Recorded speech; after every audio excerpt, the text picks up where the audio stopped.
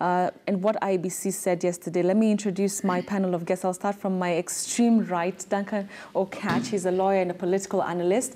So thank you for coming. Sitting in the middle, we have Oliver Kipchumba Mutai. He's a lawyer and political scientist. Thank you very much for your time. We also have Felix Odhiambo, who is not a newbie here on News Center. He's the country director for the Electoral Law and Governance Institute. Thank you very much for your time.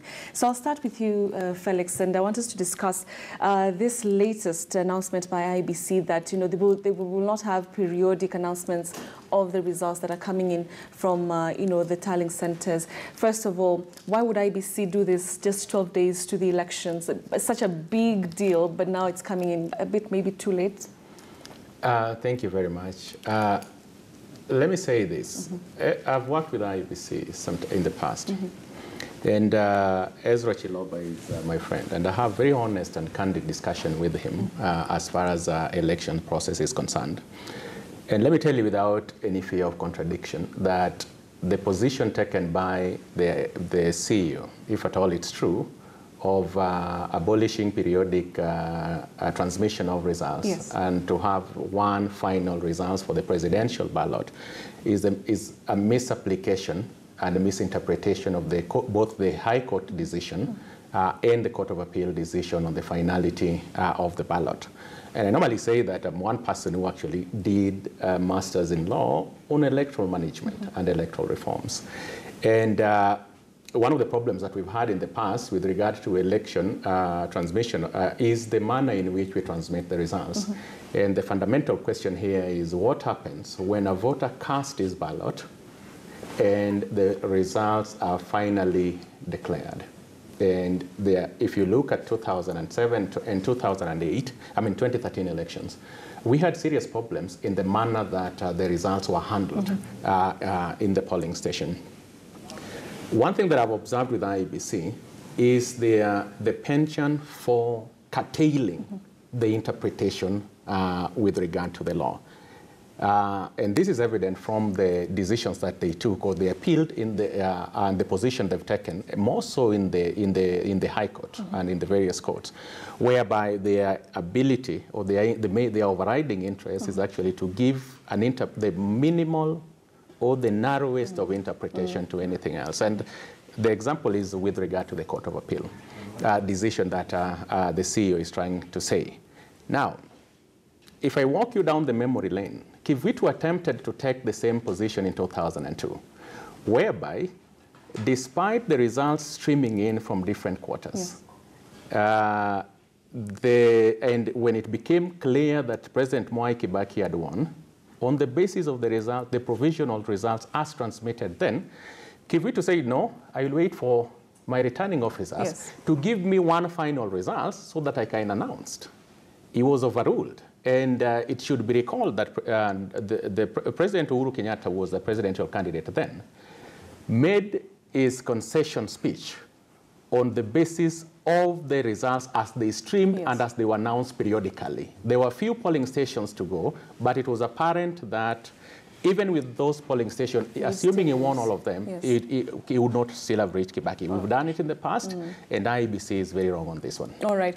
Oliver, what is your assessment of this? Is IEBC just trying to protect itself from, first of all, because everybody is calling this election a high-stakes one, a lot of expectations, a lot of tension probably will come, especially when it's time to announce these results. There's even a court case that was asking if IEBC could declare the final results in 7 hours. So is IEBC just trying to protect itself from the tensions that will come with the elections?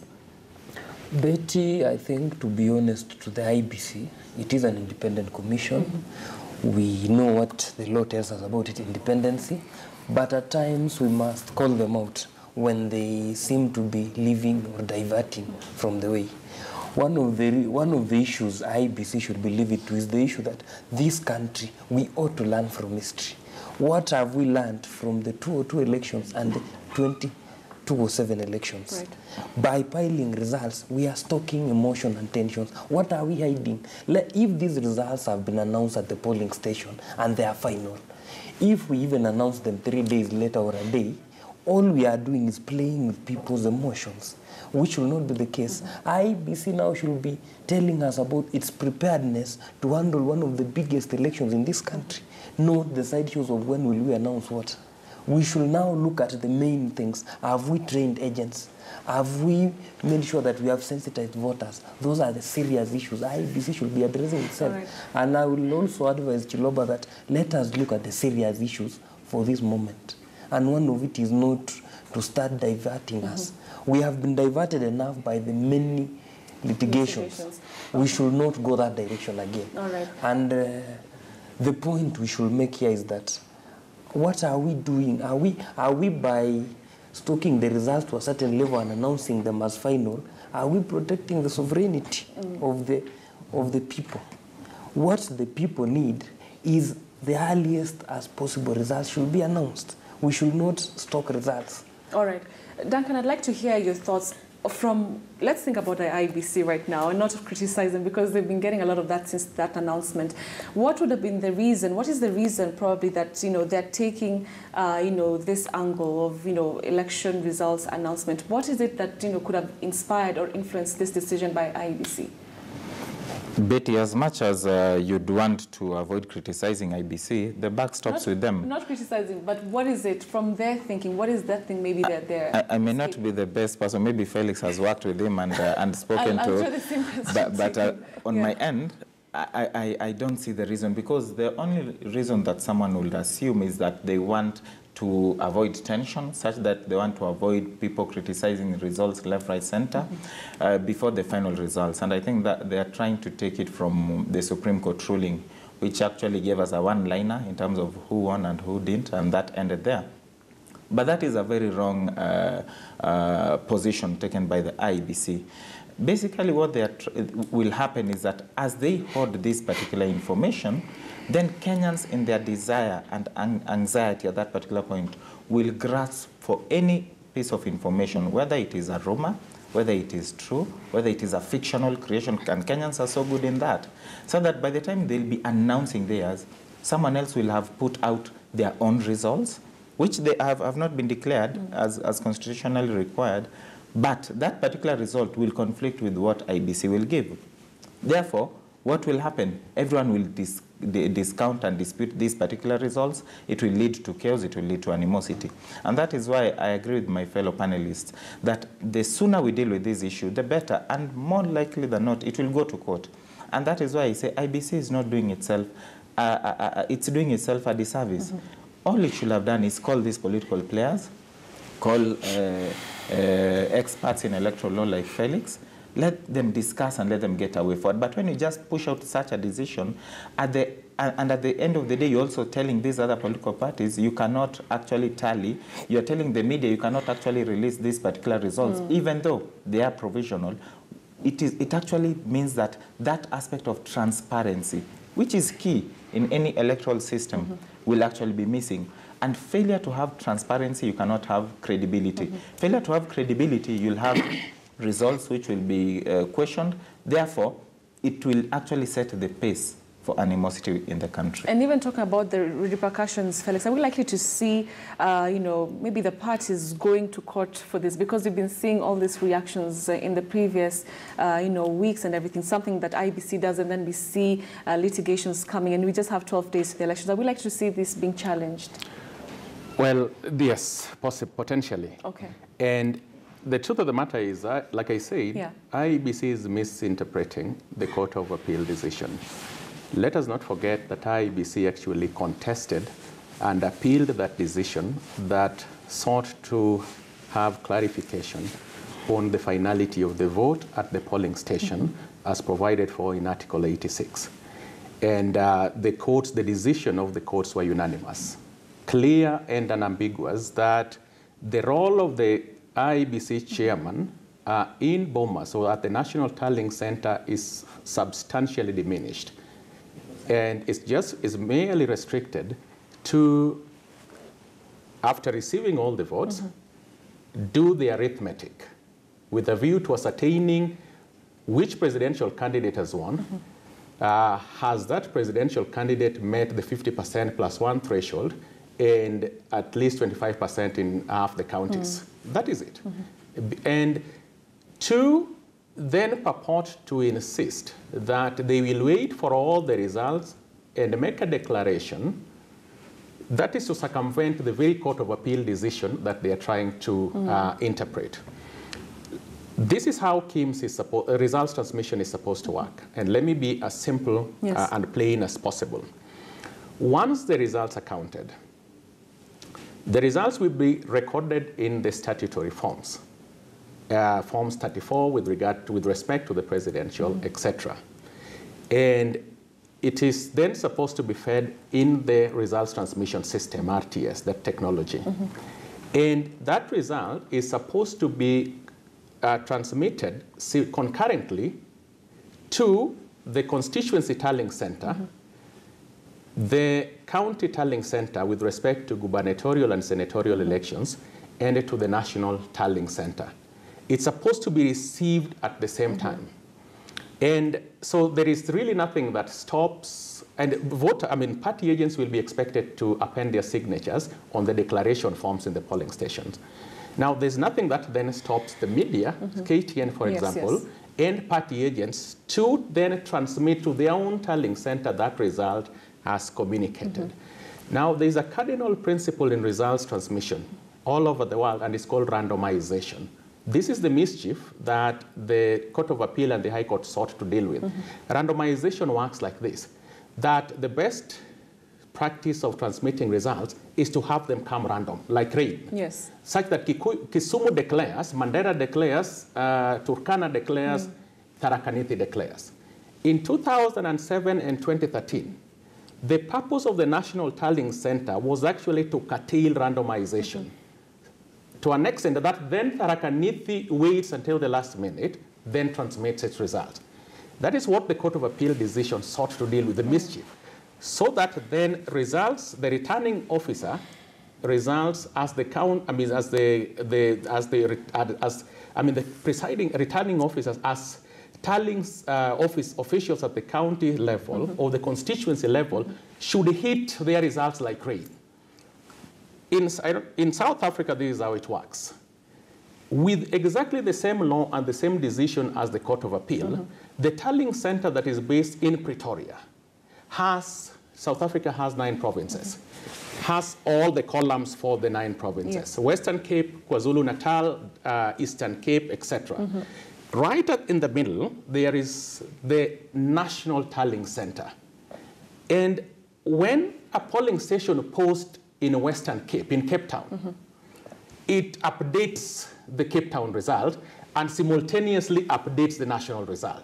To an extent that when the election is of randomization, it is clear, IEBC doesn't even need to tell anyone. Okay. It is clearly obvious, visible in the Pretoria at the results display system, and that is how accountable and transparent it should be. All right. So that sounds like the ideal situation of what really, where we should be going as a country. The questions like I was trying to ask Duncan, why is it not so? And, even he said he doesn't have that answer. But what really would be the impact of having this? There's nobody saying anything. Kenyans are waiting to see who has won what. The media also has been barred from doing any breaking news and, this is coming from here. What situation are we likely to put ourselves in? Following this decision by IEBC? I think, Betty, we are now allowing propaganda and all manner of information, as my fellow panelists were saying, to rule there. Because one, all propagandists and spin masters will be working on overdrive to make sure that they discredit information. And having the Kenya we know, Kenyans are gullible when it comes to information. They will feed on each and every information that comes their way. And now this is the danger. We will not be having any communication as regard to presidential results from IEBC. Two, here we have a public feeding in all manner of propaganda. Yes. And in between, we do not have the clear position. What happens? One, there will be tensions. Two, people will have inculcated in themselves the propaganda to an extent that it will now be a truth. As they consume what IEBC will announce finally, they will consume it with a lot of suspicion. And that is what we need to protect. At this stage, 12 days to the election also, we should we should make sure that we shun court cases. IEBC should do that because they are not giving us the real picture. Now we are interested in the preparedness of the election and not all the other issues surrounding the elections. And one of it is, what are we protecting so much that we want to announce results later? The thing is, let us not circumvent the law and read the Court of Appeal decision in very many languages. Right. It was just one way. It was just one way. Yes. Duncan, your final thoughts on this one as we go to another hot issue that IEBC is still involved in? Betty, there is no law that bars anyone from tallying. Actually, with the Court of Appeal decision, it means that you can actually tally. What the law says is that you cannot declare, and no one can declare apart from IEBC, such that if they now say that they will not even give you these provisional results, then there's a lot of suspicion, and everyone will actually, on that account alone, say that these elections will not be transparent. And more importantly, you look at it, the media is a great source of information to the public. In this day and age, we also have the social media. Social media will just pick from what the mainstream media have indicated, such that to kill that suspense, to kill that opportunity of propaganda, what the media will declare is what has already been declared, and the courts have said that is with finality, so that you don't even need to wait for Chebukati to say that these particular results are coming from this particular area, because it's already public knowledge. So that what he should be doing is ceremonial, just saying that we have tabulated and this is it. But I can tell you, Betty, one thing is for sure, whether this matter goes to court or not, tallying will happen, other people will tally. Whether they will use witchcraft, whether they will use what, they will actually tally. All right, Duncan, just also on that point, I mean, NASA has come out, even the flag bearer, Raila Odinga, came out and said, yes, we have our own tallying center, we're putting it up. Who knows, maybe Jubilee are also doing the same. So what IEBC is trying to do, will it even be successful? Because still at the end of the day, you'll have these two, divides or sides of the political aspect really coming out with their own results. So really, does it matter what IEBC decides to do or not? You know, eventually it is IEBC that will make the final declaration. So that, and it's not even a matter of conjecture. Jubilee, the president himself said that they have their own tallying center. Actually, they were working on it, only that NASA has managed to finalize its own earlier than theirs. So it is already a fact that both sides will have their tallying center. Both sides are on social media and they'll control it. And even if social media is shut down, which is also something that will be very sad for the country, there are many ways of disseminating this information. However, if, and this is where the fear will come in, if Chebukati stands there and declares results, that these are the final results, looking at the figure and looking at NASA's figures and looking at Jubilee's figures, none of them tallies. I can tell you there'll be hue and cry everywhere. And I can tell you the problem is not even about the final figures, because these figures emanate from what is coming from the grassroots. Yes. Remember the grassroots, even in central region, we have competitors. For gubernatorial, for county rep. In Nyanza, we have competitors. They are also interested in a free and fair election. So that if there is a question in terms of what Chebukati has and what the country representative had, there'll be hue and cry from each and every spot. So that the decision, the issue in terms of animosity will not be on the presidential vote alone. Actually, people will be fighting, and that is a nightmare for the country. Okay, gentlemen, we'll continue with the conversation shortly. We'll be speaking about the adopter polling station. Today, IEBC and NASA are supposed to be meeting. There are quite a number of questions also that have come up in regards to that plan by NASA. But we'll take a break right now. We're coming back in the next hour as we continue with our second hour of News Center. In a few minutes, don't go away. We'll be right back.